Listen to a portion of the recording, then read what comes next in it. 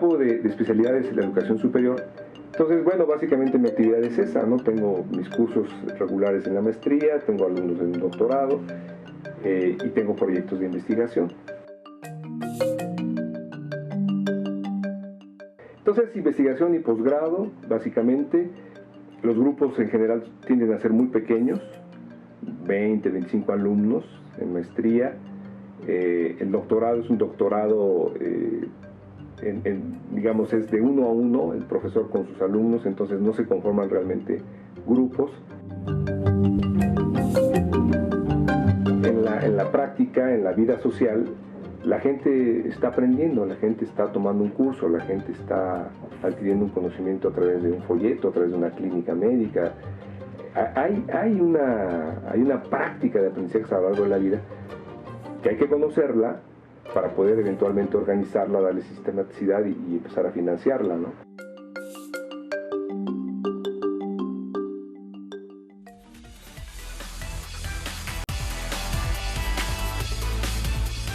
Le damos la bienvenida a Germán Álvarez Mendiola, doctor en Ciencias con especialidad en Investigaciones Educativas del Departamento de Investigación Educativas del CINVESTAB, del Instituto Politécnico Nacional. Bienvenido, Germán, ¿cómo estás? Bien, mano, Qué muchas gusto. gracias. Tanto tiempo. Ahora sí que tanto tiempo. Oye, ¿en cuál CINVESTAB estás? Bueno, es un solo CINVESTAB, ¿no? El que está hasta allá. Ah, ¿te refieres a la unidad? Sí. Estamos en el sur. Claro, no estás tú acá, en Zacatenco. No, Zacatenco Te no. vuelves loco, ¿verdad? Pues imagínate, Sí. desde Tasqueña hasta Zacatenco. Voy de vez en cuando, pero todos los días mi lugar de trabajo está en Villacuapa. En Villacuapa, que es donde está. Ajá. Se hizo interesante Villacuapa en ese sentido, ¿no? Porque como sea, pues está ahí la UAM también y otros, ¿no? O sea, del sur, más allá de la UNAM, hay cosas que han crecido, ¿no? Sí, hay algunas cosas interesantes, pero sí estamos un poquito aislados. O sea, la institución pública más cercana es la UAM. Está también el Tecnológico de Monterrey. Claro. Están también... Ahora sí que el que se le cayeron ahí los pasillos, ¿verdad? Sí, Sí, quedó doloroso. muy mal. Sí. Pero bueno, y es un centro de posgrado, entonces no tiene esa atracción que tiene una universidad que tiene licenciaturas, Sí, ¿no? que tiene una cantidad grande de estudiantes. Sí, luego nos pasa que hacemos eventos y son pequeños, ¿no? Pero es por eso, porque está un poco aislado y Sí. no hay estudiantes de licenciatura de otras facultades que vayan. Pero está bien, está interesante. Sí. Oye, el CINVESTAB, hemos tenido oportunidad de hablar con muchos colegas tuyos, tanto de Zacatenco como acá, o también de los estados, Irapuato, en fin. Ujú. Y es muy interesante, ¿no? El CINVESTAB, todo el proceso de formación, todo lo que alrededor de ellos pasa, la investigación científica en su nivel más alto, es un referente nacional, ¿no? Sí, el CINVESTAB es una institución interesante por muchas cosas. Una de ellas es que es poco conocida, ¿no? Sí. Todavía. Creo Todavía. que poco a poco se va conociendo Tengo la más. impresión también de que ya no ya no es un secreto bien guardado.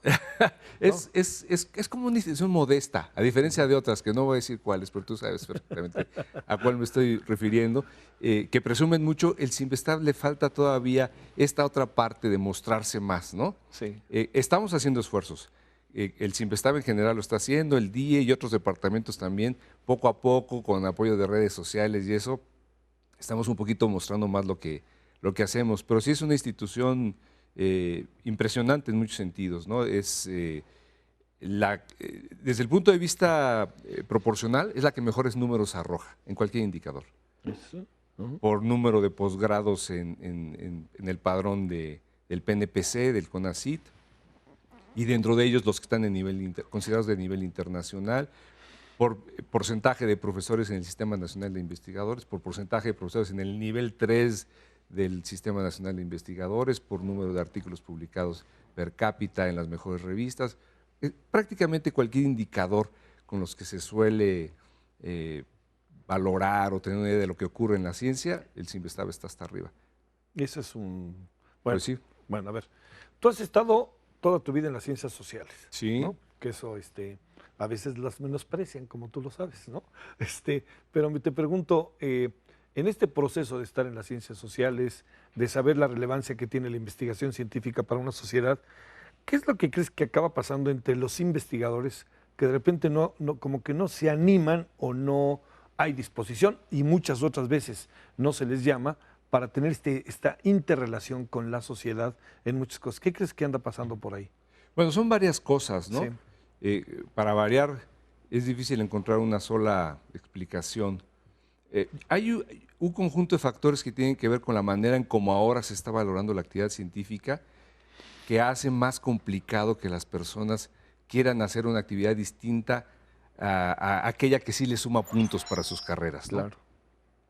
Entonces, la presión por publicar en journals de elevadísimo factor de impacto hace que las personas ocupen la mayor parte de su tiempo en eso, independientemente del impacto real que tenga en términos sociales esa producción. Puede tenerlo en términos del círculo, que normalmente son pequeños en donde se hace la actividad científica. Entonces, creo que eso es un factor importante. Luego, hay otro que, a pesar de la retórica que tienen las instituciones, y aquí yo creo que no solamente es el CINVESTAP, sino en general todas las instituciones de educación superior, a pesar de la retórica que tienen de la necesidad de vincularse con las comunidades, con las empresas, con el mundo social y cultural en general, etcétera, con las escuelas, no existen actividades sistemáticamente organizadas para hacerlos, profesionalizadas, con recursos propios, que inviten a las personas a hacer eso. Es más, no hay, si tú buscas datos sobre temas de vinculación o sobre temas en general de relación con las comunidades o de difusión cultural o de toda esta que le llaman la tercera función, que es un montón de cosas, no los tenemos. O sea, no sabemos realmente en el país cómo se vinculan las universidades con la sociedad. Claro, claro, claro. Entonces, para empezar, ¿no? O sea, datos básicos. Sí. Uh-huh. ¿Cuántos profesores están trabajando con comunidades? Sí. ¿Cuántos proyectos de vinculación productiva? ¿Cuántas de innovación? ¿Qué resultados han tenido? ¿Qué resultados han tenido? No sí, hay mucho voluntarismo también, ¿no? Pero hay mucha actividad, que es la otra parte. Claro. Hay mucha actividad, hay muchos profesores que, a ver, alumnos, vamos a hacer una práctica de campo o unas alfabetizaciones, hay muchas cosas. Oye, y no hay quien diga que no, incluso, porque, digamos, uno sabe... Hay muy buena convocatoria. Sí, que hay muy buena convocatoria. O sea, yo creo que si a los estudiantes se les convoca a participar en este tipo de cosas y hay recursos y está bien organizado, los estudiantes jalan. ¿Por qué estudiaste sociología?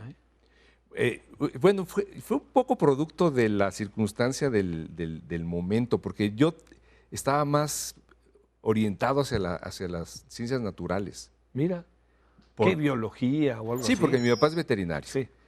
Tengo un tío que, por cierto, estudió en el Poli, que fue ingeniero electrónico y después ingeniero nuclear. Y tengo otro tío que era arquitecto. Mi abuelo fue médico del Poli también. Entonces, mi vida era más cercana como a las ciencias biológicas. Pero cuando yo entré a la preparatoria, estaba en auge el sindicalismo académico, el sindicalismo universitario, a ver, particularmente estamos hablando 70. Mediados de los 70. Mediados de los 70. Mediados de los 70. Y había todavía, era una época todavía en donde la juventud estaba muy involucrada con un pensamiento comprometido, socialista, de transformación. Y yo estaba en esa... ¿En qué prepa estabas? ¿En el CCH? En la 6. En la 6. En la 6, ahí en Coyoacán. La prepa de las prepas, dicen, ¿no? La prepa de las prepas, claro que sí. Whisky Ron y Tehuacán. Te la sabes, ¿eh? Sí, ¿Tú cuál estuviste? Yo estuve en la SAI. En prepa estuve en la SAI. Sí. Y bueno, entonces había esa efervescencia, entonces fue biología, sociología, biología, sociología, biología, sociología, pues sociología. Mira. Entonces fue un poco esa, pero es que también... Oye, pero espérate una cosa, Germán, sociología y biología, fíjate nomás. ¿Tienen que ver o no? Sí, por supuesto. Mira, a ver. Por supuesto, por supuesto. Hay una discusión que es una discusión muy vieja sobre las relaciones que hay entre el ser natural, digamos, del ser humano y de las sociedades y el ser social, ¿no? Los sociólogos más ortodoxos te van a decir, no, lo que importa es la sociedad, lo que importa es la cultura, lo que importa es todo lo que hay ahí, ¿no? La educación, los procesos de dominación, todo es como humano, nada es natural. Y hay otras vertientes que dicen, no, espérate, o sea, los seres humanos también estamos hechos de átomos, de células, de DNA, y tenemos una parte animal, una parte natural que no podemos negar. Entonces es una sociología muy interesante. Pero era buena la disyuntiva entonces, ¿no?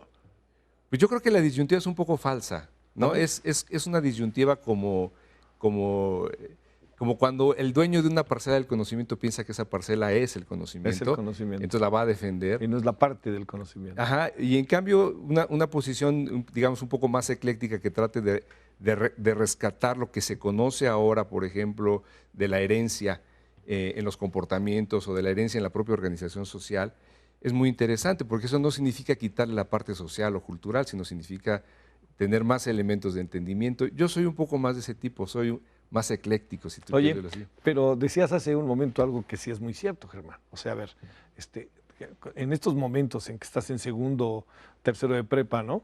¿Qué estudio? ¿A qué área me voy? Y de repente pues tienes que tomar una decisión. Y te fuiste a CU, pero te fuiste todavía a la escuelita, ¿no? Ajá. Te tocó todavía la Ajá, escuelita, que ajá. ahí estuve yo. Ahí te tocó la escuelita. La escuelita. ¿Qué? Los 4 años. Los 4 años. Claro. Los 4 años. A ver, ¿decidiste sociología entonces? Decidí sociología. Biología era una buena opción porque en ciencias también había grilla, entonces era interesante. Oye, pero grilla, pues ahí juntito. Pero la de sociología estaba mejor porque además de grillar, la podía yo estudiar, ¿no? Sí, claro. Oye, pero recuerdo que no había muchos estudiantes, ¿no? No, era una facultad pequeña. Pero de sociología en la escuela. La carrera sí. de sociología era pequeña. La sí. carrera era poca, ¿no? Era pequeña, sí. La otra opción era economía, pero ya había muchos en economía. Muchos de mis amigos iban a economía. Sí, yo voy a economía. Decían, no, bueno, espérate, ya. De tu generación, ¿cuántos habrán estudiado sociología en prepa? No te lo sé decir. Pero pocos. Pero muy pocos, sí. Sí, claro. Muy pocos. A ver, llegaste a sociología y ¿qué pasó, oye? Pues también había una efervescencia. A lo mejor tú estabas más o menos en la misma época, porque somos más o menos contemporáneos, ¿no? Y estaba todo el cambio del plan de estudios. Claro. ¿Te acuerdas? Sí, por que, supuesto. que se hizo la formación básica común, el tronco común, y después hubo una discusión sobre las áreas terminales, que fue una discusión académica de muy buen nivel, pero también política. Que eso tenía más esa facultad que otras. Sí. O sea, que era una facultad muy politizada, pero muy preocupada por la cuestión académica. De hecho, ser activista en la Facultad de Ciencias Políticas y no ser buen estudiante te condenaba a ser un activista mediocre. Entonces había que ser buen estudiante. ¿No? Se reclamaba. Era como de... En asamblea se reclamaba, lo recuerdo. Sí, ¿no? Sí, era un asunto importante. Tú de qué hablas y Sí. debes todas las materias, ¿no? Claro, llevas aquí 2 años y no has pasado de primer año Exactamente. o de tercero, lo que fuera. Oye, ¿hiciste la tesis sobre qué le hiciste? Sobre movimientos estudiantiles. Ah, mira. Escribí una tesis sobre la de licenciatura, sobre todos los movimientos que ocurrieron después del 71. Mira. Porque hubo movimientos, lo que pasa es que ya no eran esos movimientos como el del 68, el del 71, que fueron el del 68 más grande obviamente y con muchas más implicaciones de tipo históricas, y la del 71 como una secuela importante, ¿no? Ya no hubo ese tipo de movimientos, que además generaban una gran identidad con el ser joven de la época, ¿no? Pero sí hubo movimientos cogobiernistas.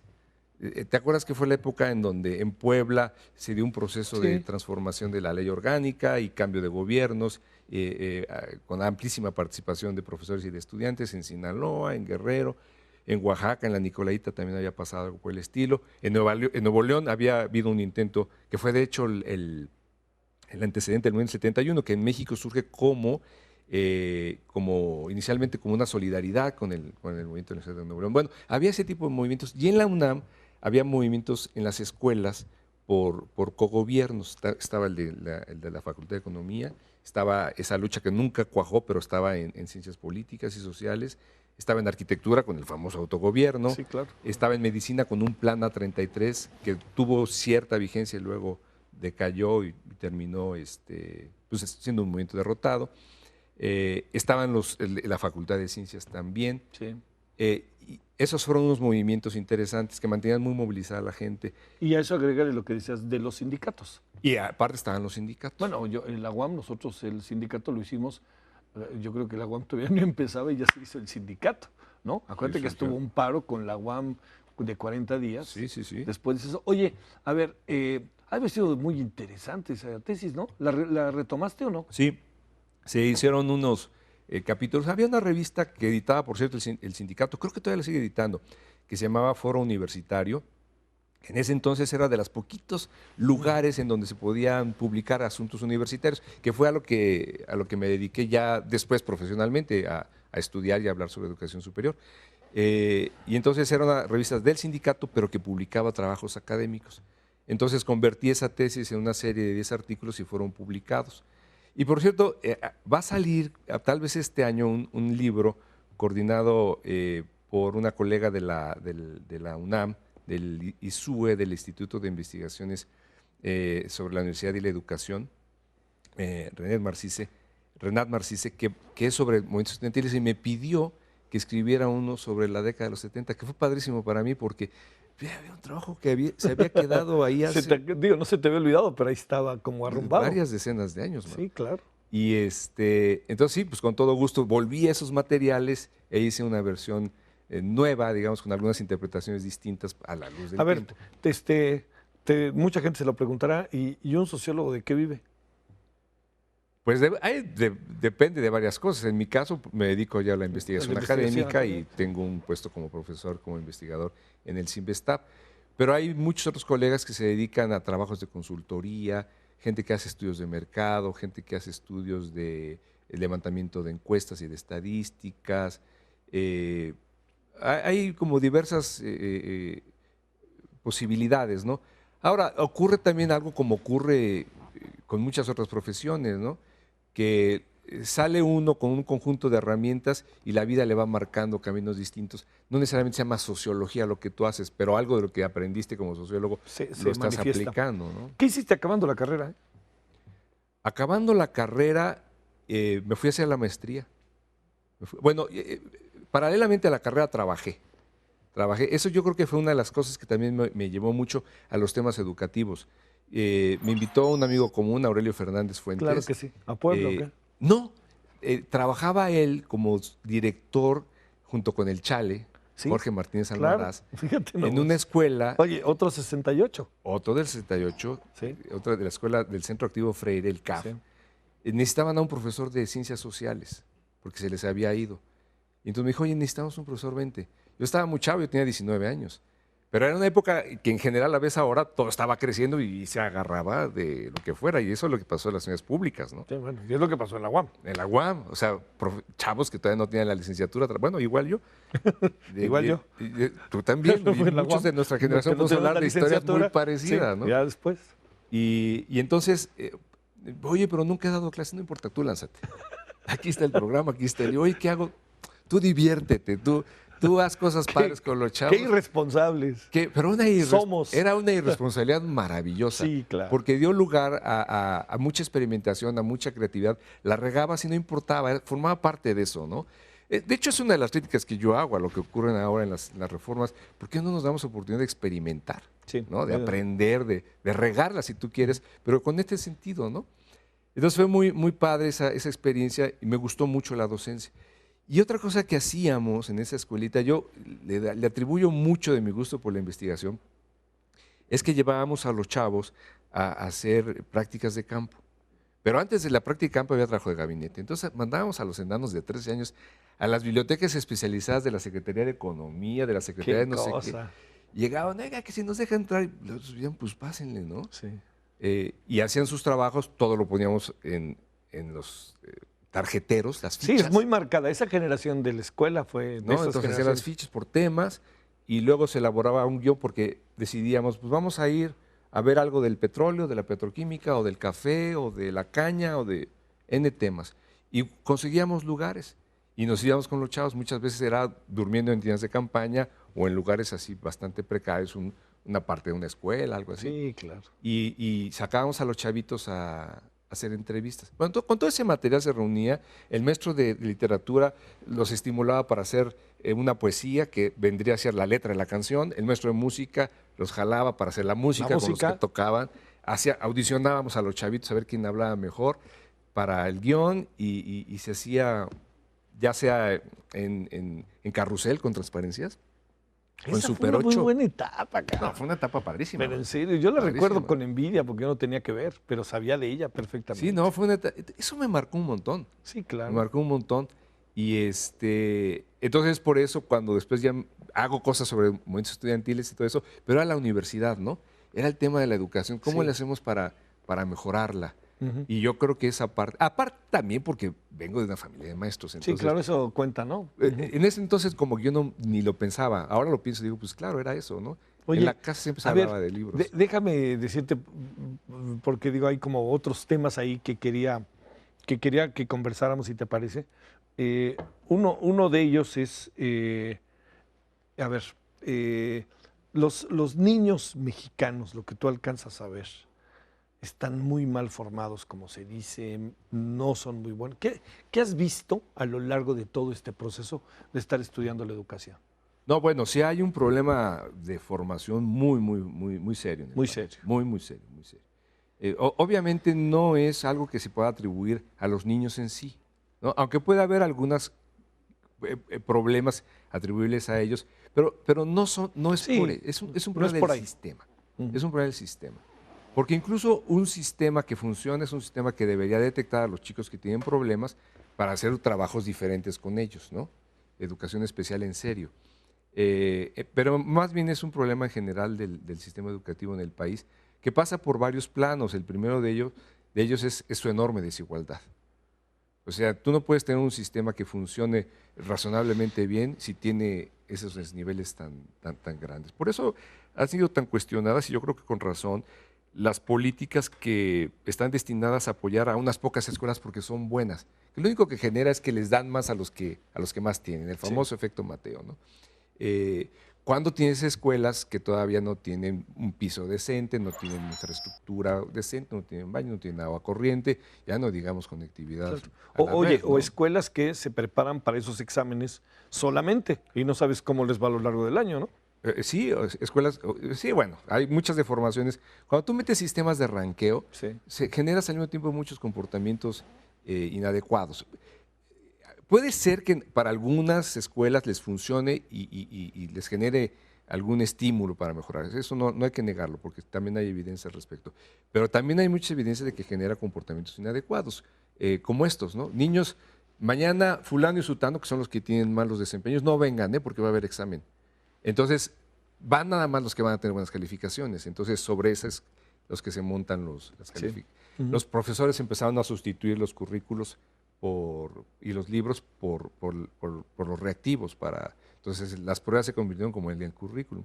Eso pasó sobre todo cuando, no en ese sexenio que está terminando, sino en el anterior, cuando se vinculó la carrera de los maestros y los estímulos a los maestros a los resultados de las pruebas, ¿no? Entonces, sí se estimuló mucho ese tipo de cosas que pues no funcionan, ¿no? Derogamos la reforma educativa, la mal llamada reforma educativa. ¿Qué has pensado de esto, Germán? ¿Qué Pues, vueltas le has dado al tema? Bueno, lo que pasa es que hablar de la reforma educativa es hablar de un montón de cosas. Lo que Sí. pasa es que en los medios se sobresimplifica, ¿no? Tú lo sabes mejor que nadie. Entonces, Sí, no, pero tienes razón. son Tienes razón, muchas sí. cosas, y entonces decir que la reforma se deroga, pues a lo mejor está bien como un eslogan político, ¿no? No sé, si quieres lo podemos discutir, pero es un tanto y cuanto irresponsable porque son muchas cosas. Si se refieren a esa parte en donde los profesores se sienten con razón amenazados porque de una evaluación depende su progreso o su estancia, está bien. Lo que le llaman la parte punitiva, Sí. está bien. Que se derogue, no va a pasar nada, porque además, como algunos colegas han demostrado, todos los profesores que se examinaban salían en general bien. Sí, O sea, esa es la otra. Claro. Entonces se puede derogar y no pasa nada. Pero yo creo que los temas para el ingreso deben seguir siendo hechos así. Los temas para que los profesores puedan optar para un cargo directivo también tienen que ser a través de evaluaciones. Entonces creo que eso no hay vuelta de hoja. El modelo educativo tiene muchos cuestionamientos, pero en general está más o menos bien. O sea, hay que quitarle algunas cosas, está más o menos bien. Entonces, no sé del modelo educativo que vayan a cambiar, ¿no? En cambio, más bien habría que hacer cosas, más que derogar. Por ejemplo, todo el tema de la formación inicial de los maestros, la educación normal, está, para variar, muy mal tocada, ¿no? Cuando ahí hay uno de los problemas principales. Necesitamos reformar seriamente la forma en cómo se están formando nuestros maestros, y esto no dicho por mí, sino por la investigación especializada e incluso por muchos maestros de las normales, ¿no? Para que su formación esté en consonancia con los cambios que se están proponiendo en el tema del modelo y en el tema de los currículos y en el tema de los materiales educativos, ¿no? Porque primero cambias todo esto y luego cambias la formación de los maestros cuando un poco la lógica tendría que Sí, ser que al revés. tendría que ¿no? ser al revés. Oye, la capacidad de los maestros sí está un poco como fuera de discusión, ¿no? Yo creo que en general los maestros mexicanos, maestras, sí están bien preparados, ¿no? ¿No tienes esa impresión? Yo creo que debe haber de todo. Sí. Yo creo que debe haber de todo pero lo que sí es cierto es que todos los maestros tienen una enorme capacidad para mejorar, ¿no? Y yo creo que hay que partir de esa base. Pero reconociendo bien su carrera y estimulándolos a que el sentido y el fin del trabajo docente, del trabajo con los niños, no es tanto o solamente los premios, los estímulos de ese sistema, Sí. sino es la propia educación, ¿no? Entonces, a los maestros no tienen muchos espacios para esto que comentábamos hace rato de la creatividad, como tampoco lo tienen los niños. Tenemos un sistema muy basado en viejos modelos de repetición, de copia, de entrega. Basta con que entregues para estar ya calificado, ¿no? Cuando la entrega pues, es lo básico y sobre eso hay que trabajar, que entregaste, cómo está tu trabajo, por qué esto, por ¿Cómo qué salió, esto, etcétera? cómo salió, cómo podemos mejorar, cómo lo harías de otra manera. No, y esto que dices también, permitámonos equivocarnos, ¿no? Permítame, sí, ser Como creativos, decías, ¿no? ¿no? Yo Oye, creo que es algo ¿qué- que hay que estimular. ¿Qué estás haciendo ahorita? Aparte de esta entrevista contigo, Sí, bueno, soy jefe del departamento de investigaciones educativas sí. y eso pues me ocupa una parte importante de mi tiempo, ¿no? Y entras en ondas administrativas. y En dos eso. administrativas, pero ¿sabes qué? Cuando iba a ser jefe, muchos me decían, es que es muy difícil, es muy complicado. Yo te lo hubiera vas a- dicho, vas a ¿no? tener que ver la nómina, vas, no a, vas a- marches. vas a dejar de investigar. Y te digo, que la verdad no. O sea, creo que me ha gustado el trabajo porque es otra manera de ver al departamento. Eso es Lo ves en su conjunto, conoces entonces a cada una de las personas que lo integran desde otra mirada, ¿no? Entonces, me ha gustado, estamos haciendo cosas padres. Y aunque sí estoy más ocupado, no he dejado de trabaar en la investigación. Entonces, claro. está Ahorita, bien. ¿qué estás investigando? ¿En qué estás? Tengo un proyecto sobre educación superior privada. Esa es en la que me he especializado. Ah, está muy Efectivamente. interesante, ¿no? Sí, sí. Está muy interesante eso, ¿no? Muy interesante, poco conocido. La literatura que se ha producido en México es pequeña y por lo tanto... Del se sabe- 100% de la educación superior, ¿cuánto será privado? alrededor del 30-32% de la matrícula. De la matrícula. De la matrícula de educación superior está en el sector privado. Oye, ¿nos podemos sacar una foto de despedida? No me digas que no, porque sí me Tampoco podría... estamos acabando. Sí, me podría Ay. pasar a molestar si dices que no. Qué gusto verte, Germán, Igualmente, como siempre. igualmente. La verdad. Bueno, mucho gusto. Germán, muchas gracias. Te En quiero, verdad. de veras. Cuídate mucho. Gracias. Oye, Oye, es muy padre, entonces.